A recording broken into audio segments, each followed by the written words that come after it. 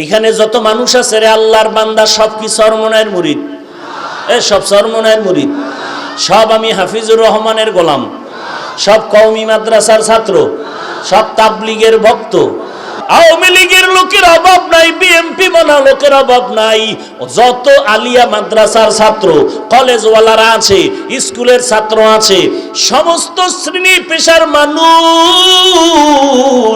এরা টাকার লোভে আসে নাই, খানার লোভে আসে নাই, এরা এসেছে আল্লাহ এবং নবীর মুহাব্বত।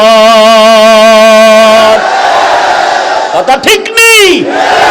এটাই তো সহ্য করা যায় না, সহ্য করতে পারি না। তাবলীগের বিরোধিতা কেন? তোমারে গালি দেয়, তোমার টাকা খায়, তোমার খানা খায়, এরপরও বিরোধিতা কেন? চরমনায়ের বিরোধিতা কেন? উজানির বিরোধিতা কেন? কওমিওয়ালার বিরোধিতা কেন? হাফিজুর রহমানের বিরোধিতা কেন? কোন ক্ষতি করেছি নাকি? বলেন না না। তোমগো দাওয়াতে এত লোক কেন বেশি হয়? সহ্য করতে পারি না।